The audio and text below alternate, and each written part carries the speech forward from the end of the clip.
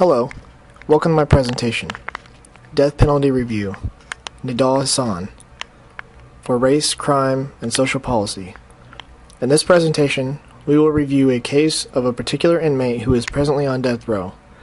The particular inmate we will be discussing is the 2009 Fort Hood shooter Nidal Hasan, a former U.S. service member who attacked soldiers on Fort Hood.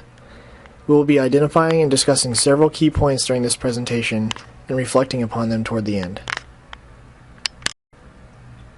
Before we start, let's look at the issues we need to address. In this presentation, we will briefly describe the facts of the case, including the race of the suspects and the victims, outline the progress of the case through the courts and note any appeals pending, if possible, review media coverage of the case, and identify any evidence that racial discrimination may have been a factor at any point in the proceedings. Just to look back in history a little bit, there have been many arguments throughout our recent history that the death penalty process is discriminatory, arbitrary, and unconstitutional. Executions related to our death penalty date as far back as the 17th century when immigrants from Europe colonized the eastern United States before its time. Since then, we have had a series of actions by law that have contributed to what we now call the capital punishment. Since the Constitution ratified in the late 18th century, we have had several elements of legislation passed, including the first 10 amendments, or otherwise known as the Bill of Rights. This included the 8th Amendment, which states that cruel and unusual punishment is not acceptable and is unconstitutional. Going over a quick timeline over the capital punishment will show several key factors that play into today's capital punishment sentencing and its guidelines. In 1793, Pennsylvania invented the degrees of murder, recognizing qualitative differences in the kinds of murders, not making every murder sentence deserving of capital punishment, but identify specific degrees that qualifies for it. In 1833, Rhode Island became the first state to require private executions. In 1835, New York became the second state to require private executions, following suit from its neighbor in Rhode Island. In 1846, Michigan is the first state to abolish the death penalty. 1864, Vermont begins the trend of making capital punishment a state affair rather than a local one. In 1888, New York became the first state to adopt electrocution as an execution method following demonstrations of the new technology by Thomas Edison. In 1890, first person is executed by electricity, August 6, 1890. 1907 to 1917, abolitionists moved to repeal the death penalty in several states, but they reinstated it later to prevent lynching and other forms of vigilantism. 1913, many states moved from hanging as capital punishment to electrocution. 1924, Nevada is the first state to adopt lethal gas as an execution method. 1931, the Scottsboro Boys, 9 young African Americans, were convicted of Alabama of the rape of a white woman and sentenced to death. After several appeals and retrials, all were acquitted and had their death sentences commuted. 1935, executions reach an all-time high at 199. 1963, Victor Feger is executed by hanging at the Iowa State Penitentiary for kidnapping and murder. He is the last federal prisoner to be executed until Timothy McVeigh is executed in 2001. In 1971, Charles Manson and 3 members of the family are sentenced to death in California for the Tate LaBianca murders. All have their death sentences commuted to life when California Supreme Court finds that the death penalty is unconstitutional in 1972. In 1973, in response to Furman, Indiana immediately passes a new death penalty statute, taking all discretion away from the jury and making a death sentence mandatory upon conviction of a first-degree murder with certain aggravating circumstances existing. This statute was struck down in the 1976 holdings of Woodson and Roberts, commuting their sentence to life imprisonment, as well as 7 other death sentences of Indiana death row inmates. 1976, the U.S. Supreme Court strikes down the death penalty statutes in North Carolina and Louisiana, which provide for a mandatory or automatic death penalty upon conviction of murder without considering the character of the offender and circumstances of the crime. They stated this violated the 8th Amendment that prohibits cruel and unusual punishment. This can be related to the court cases Woodson v. North Carolina and Roberts v. Louisiana. Also in 1976, the U.S. Supreme Court ruled that the death sentence is not a per se violation of the Eighth Amendment. They stated that given if there is a jury had guided discretion through aggravating and mitigating circumstances, focusing on the particular nature of the crime and character of said offender, it would no longer violate the Eighth Amendment. At this point, there have been many changes that have related to the death penalty, but most of its history lies within the 18th, 19th, and early 20th centuries. Since 1976, there have been 1,402 executions and several thousand cases that could have resulted in capital punishment. Currently, there are approximately 3,035 residents at death row, and since 1976, at least 150 of them have been found innocent and released. Many of them have been controversial, and some of them have not. One case in particular that has been in the media spotlight throughout the last 4 to 5 years is about the Fort Hood shooting, which involved 13 casualties and over 30 victims, and several families wanting justice for their loved ones. This involved a United States Army service member, Major Nidal Hasan, who was the sole suspect behind the shooting. Just to go over Hasan's background, we will briefly show a timeline in which he progressed through his early childhood and military career. Hasan was born in Arlington, Virginia to Palestinian immigrants in 1970. Hasan lived in Virginia all of his childhood until after he graduated high school and joined the United States Army. Shortly after joining the Army, he attended Virginia Western Community College and Barstow Community College that is in Barstow, California. After a few years, Hasan had earned his biochemistry degree from Virginia Tech, but it was not clear whether or not he was enrolled in the ROTC program. After September 2001, there were reports of harassment from fellow service members to do with his Muslim faith.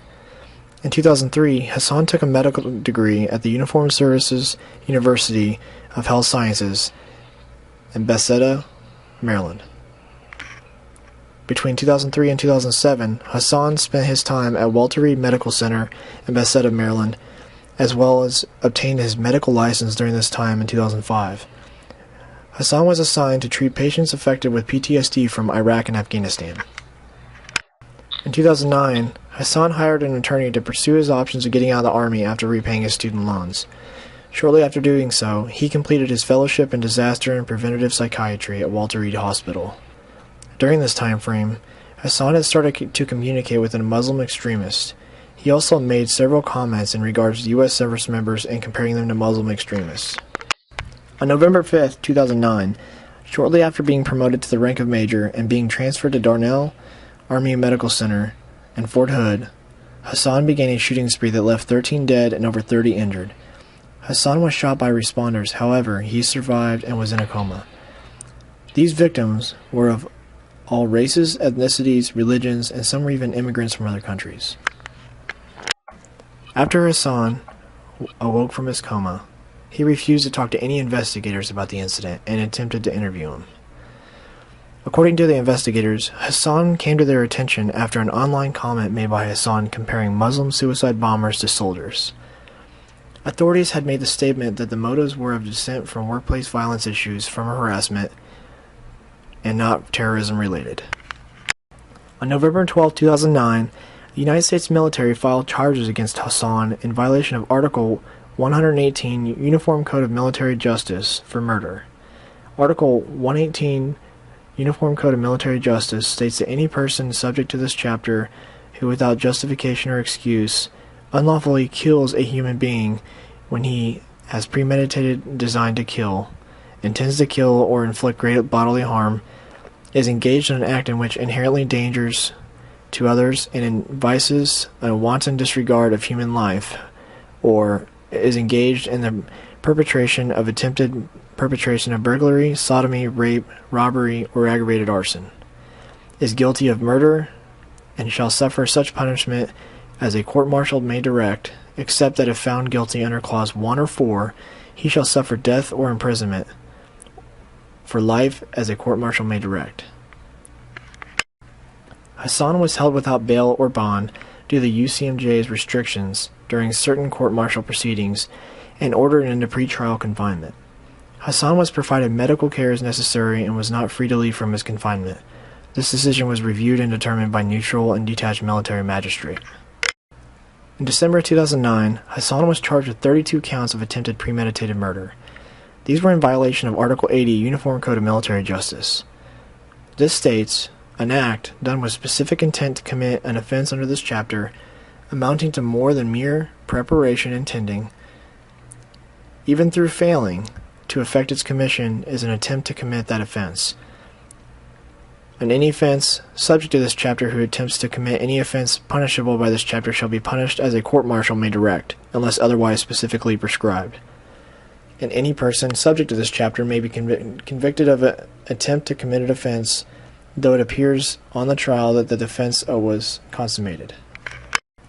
Hasan was moved to Bell County, Texas jail after he was released from Brooke Army Medical Center in San Antonio, Texas. After his movement on June 1, 2010, Hasan had his first Article 32 hearing, which is a court-martial hearing investigation. This session of the pretrial investigation addressed many issues, including that there were no witness testimonies during the hearing. They planned to hear the witness testimony later that year in October and reconvene during September for an administrative hearing. Hasan's Article 32 hearing was in regards to the investigation. In this process, the court informs the accused of the charges, the investigation processes, the defendant's rights, and that there will be a cross-examination as well as evidence proposed into the court for review. In September 2010, the pretrial investigation, Article 32 hearing reconvened, and there were more motions made by the defense to the investigating officer.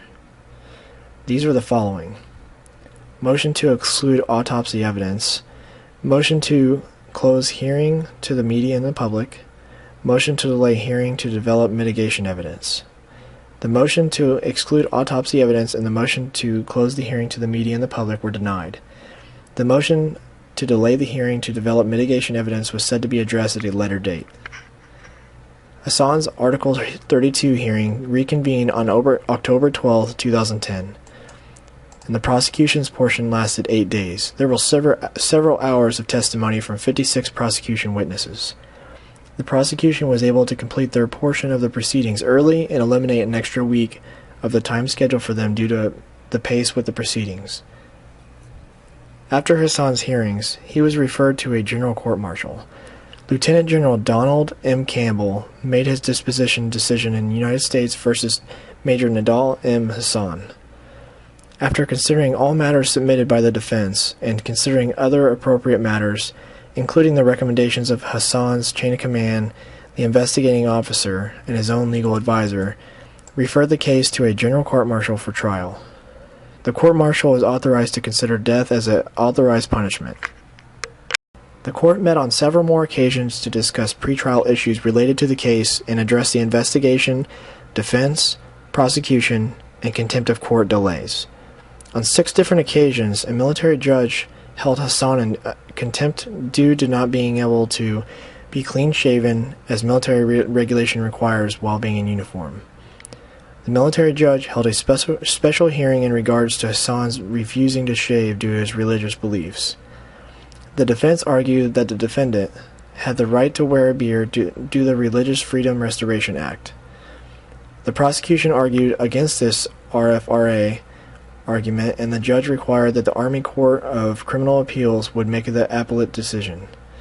The judge stated that he would not require anyone to appear in court until the decision was made. On October 11, 2012, an Army appellate court heard many arguments in Hasan's appeal. This court was made up of many high-ranking military officers.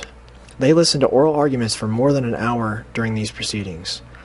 The primary issue for this appellate court was to determine whether or not the Religious Freedom Restoration Act allows Hasan to wear his beard while in uniform at his court-martial for the 13 premeditated murders and 32 attempted premeditated murders charges.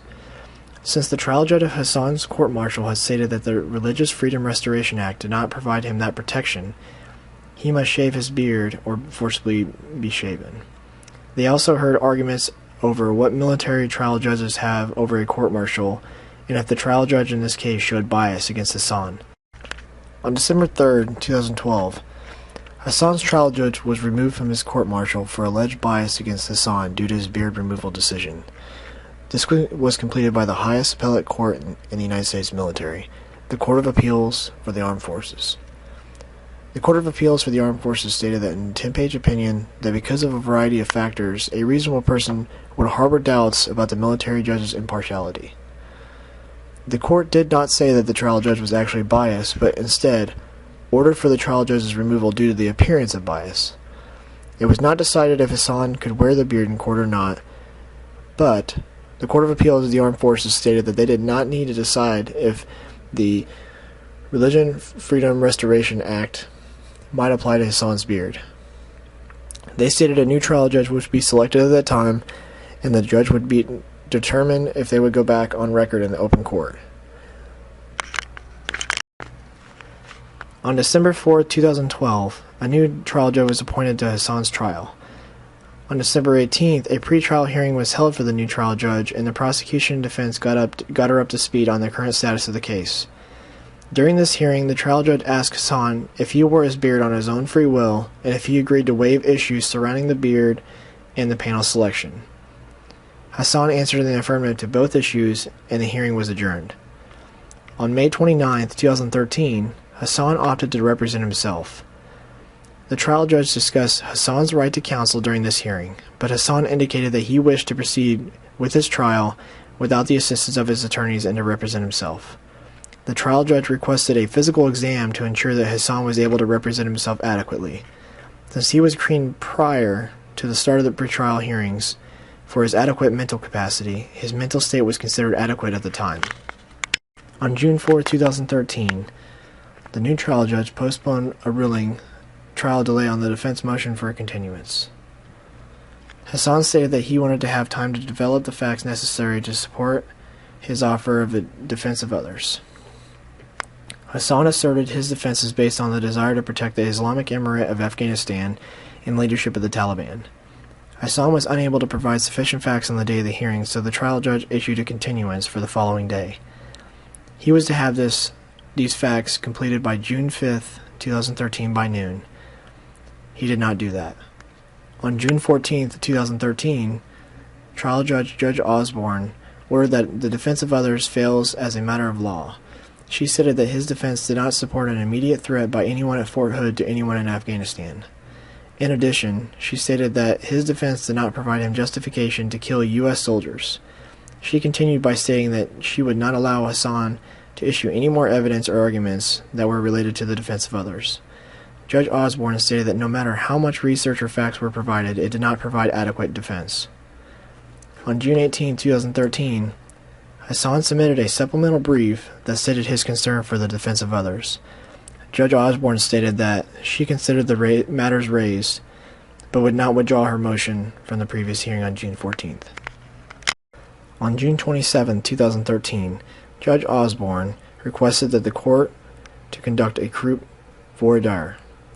Neither side objected. Osborne ruled that voir dire questions be developed and exchanged between the defense and prosecution before June 28th. During this time, the government requested a motion to present a crime scene video to the voir dire, but it was denied until the removal of repetitive imagery. There was also a motion to restrict the use of small evidence of email pending proof that the evidence outweighs potential prejudice. Judge Osborne ruled that the next hearing, Hasan would be required to enter his plea.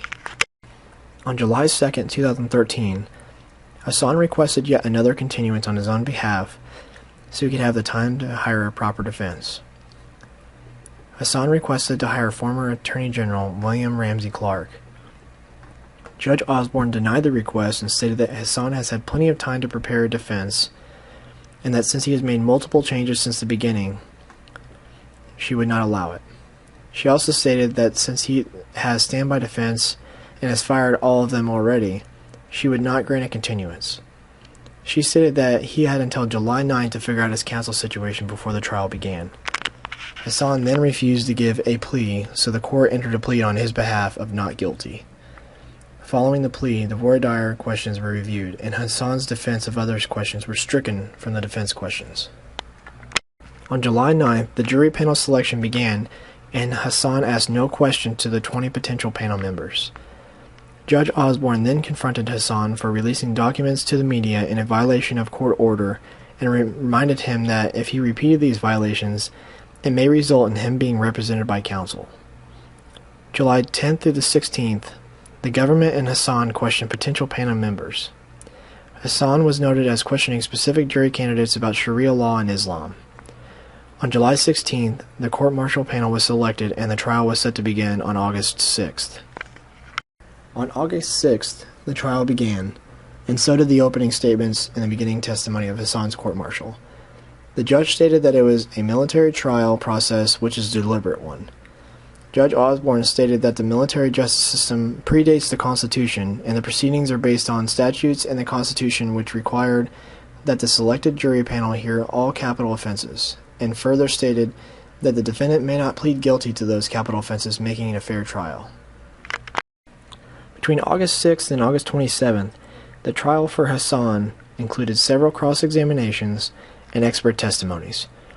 It was a very rough road for many victims and the families, as well as witnesses due to the circumstances. On August 27th, Hasan stated that he rested his defense and wanted to call no more witnesses. His standby counsel objected and Judge Osborne overruled it. She stated that he was the captain of his own ship. Shortly after, Hasan was unanimously convicted of 13 charges of premeditated murder and found guilty on 32 counts of premeditated attempted murder. On August 28th, Hasan was sentenced to death after less than 2 hours of deliberation. The prosecuting attorney stated that Hasan should not be punished for his religion, but punished for his hate. In addition to the sentence, the panel decided that Hasan should forfeit his pay, allowances, and he should be dismissed from service as well as receive the death penalty. Judge Osborne stated that due to Hasan's death sentence, the post-trial will automatically be referred to the U.S. Army Criminal Court of Appeals and the United States Court of Appeals for the Armed Services. She stated that while this process is underway, Hasan will be incarcerated at the disciplinary barracks in Fort Leavenworth, Kansas. Due to the circumstances of this atrocity, there are several controversial factors we can take into consideration to determine bias and discrimination. First, we can look at the defense. Based on the defense requests of defense of others in a different country, there can be some bias due to the fact that we have all been in war with Afghanistan since the early 2000s. We have lost many soldiers and civilian contractors due to this war. But as the judge has stated, the defense of others would not pertain to this situation because they were not physically present and in danger, and in fact, in another country. Due to the present facts, it can be identified that Hasan is delusional based on his defense methods and his irresponsibility to defend himself properly. Which leads me to my next issues. The defense system that he is being tried by. The judge allowed him, based on previous psychological examinations, to represent himself. I feel that this shows bias in itself due to the fact that the judge could have seen that Hasan was not properly suited to defend himself in the trial. He was delusional in the sense that he thought he was saving lives in Afghanistan by killing soldiers at Fort Hood. If we were to break this theory down, it does not make sense at all due to how our soldiers are trained and operate in combat zones. Since all of our soldiers have rules of engagement, they are not allowed to kill enemy forces until they have been faced with a threat by the enemy that could result in death. Furthermore, if the enemy was killed, it would only be due to the enemy trying to kill them first. We are not offensive in our missions. They are in fact killing first without a threat being present. We are strictly reactionary based on the threats occur at the time. If soldiers were to kill the Taliban fighters without fitting into ROE in place, they could face charges themselves as Hasan did. This can show that Hasan is delusional and may not be mentally sound to represent himself. Whether that is personal bias from the judge or ignorance, we may not ever know. But I know as a judge, I would require that he be represented by fit counsel so he may have a proper trial, without bias for his actions, religion, and based on his mental capacity at the time of the trial. When we look at religion, we can identify some facts leading to some sort of bias in the matter. Since every moving part in the system was related to the loss due to being in the military, it could be bias in itself just because he is inside the same system that he attacked. I know that personally, being out of the military now, if something were to happen, I would be in bias in the matter of some way because I still feel like part of the military family even though I am out. Being directly attached to the same system attacked may create some environment that may be impartial to his sentencing. Now that being said, I could eliminate the bias in a way of being impartial and only consider the facts. But all things considered, I feel that this could be a major part in why he received the sentencing that he did. This can also be related to his defense. With this defense method, he did not try to fight the charges, but instead eliminated obstacles that led him to getting the death penalty and assisted in the prosecution with a conviction that led to his sentencing of death. In addition, with removing the obstacles, Hasan showed that he wanted to get the death sentence, and that could make a huge red flag in present in the fact that he is attempting to strengthen his religious beliefs on the matter to prove himself a martyr in the eyes of the religious peers. Some of the witnesses had stated that they did not want him to be sentenced to death due to it making him a martyr. However, in regards to his death sentence, he may not face it due to being wrapped up in appeals for the rest of his natural life. When we take the consideration that the judge had appeared to be biased with the Hasan due to his beard situation, we could have contributed the fact that to this argument.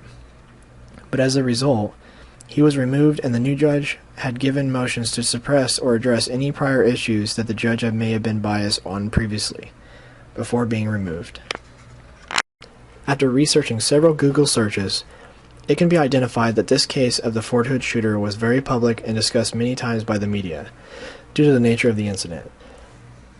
I have a close personal friend that was a victim of the shooting and was injured by Hasan during the shooting. It was actually part of the reason I had chosen Nidal Hasan as part of the case review. I hold this case near and dear to my heart since my close friend was affected by this tragedy, and continues to be affected every day. With researching the media, I found several articles that related to the shooting that did not have credible facts and were very arbitrary. But I did find news articles that related to victim statements and videos of interviews with victims and families such as my close friend. I did ask her to comment about this incident if she felt comfortable. She agreed to provide some information to me as long as it was not too personal. I asked the following questions. Do you think that sentencing Nidal Hasan received were due to his race or ethnicity? Do you think that Hasan's sentence was adequate compared to his crimes he committed? In your opinion, are there any underlying controversies behind his case or sentencing? And how well do you think the media covered this case from 2009 to the present? Do you think they could have been better or worse? Any specific organizations in mind? In regards to her answers, she stated, no, she did not think that his sentencing was based on race or ethnicity. When I asked her about the research facts of the case, as well as the timeline, she explained to me that she was shot twice and she testified twice during the process. She did not give dates or any specific information. I also asked, do you think that Hasan's sentence was adequate compared to the crimes he committed?